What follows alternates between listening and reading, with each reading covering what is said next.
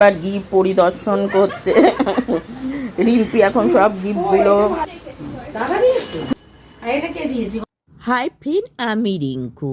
তো আমার বার্থডে হয়েছে, তো সেই বার্থডের পরে আমার বার্থডের একটা ফ্রেন্ডদের সাথে পার্টি দিয়েছিলাম। তো ওই পার্টিতে ফ্রেন্ডরা সব গিফট দিয়েছে, খুব সুন্দর সুন্দর গিফট, বিছনা চাদর, তারপরে সুন্দর সুন্দর পার্টি ওয়্যার শাড়ি, খুবই খুব খুব ভালো লেগেছে।